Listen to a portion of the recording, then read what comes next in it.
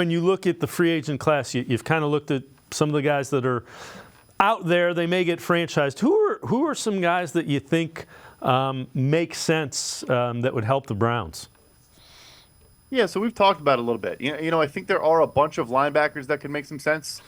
Even if you wanted to go depth route, like a guy like Oren Burks in San Francisco is interesting as a guy that can come in and play special teams, is a good run defender sideline to sideline. He's kind of this year's Azeez Al-Shaair, like the third linebacker in San Fran that gets stuck behind Fred Warner and Dre Greenlaw, who are two of the top 15 linebackers in the entire league, but a really productive player in a rotational capacity when he comes in.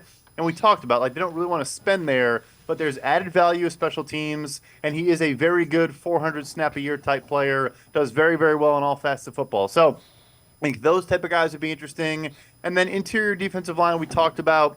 I don't know how big of a splash you make there. You're not stealing Justin Madubuike from the Ravens in my mind, but there are some lower level options. I think one that's interesting to me in the division too is maybe you steal him away from the Cincinnati Bengals is DJ Reader got hurt at the end of this year. Kind of a Dalvin Tomlinson type football player, but both of those guys can be moved around, can play one tech, can play three tech. Maybe you buy low on him and see where he's at. I think he tore his hamstrings. It's a pretty gnarly injury, but a really, really, really good football player. I would look there. And then we talked about, I think receiver is still a need. I think Marquise Brown makes a ton of sense. A buy low for me that I would love is going to be a Darnell Mooney in Chicago. Guy that, again, can win at the intermediate level, can separate very, very well, can play on the inside and the outside. I think Deshaun Watson would love playing with a guy like Darnell Mooney.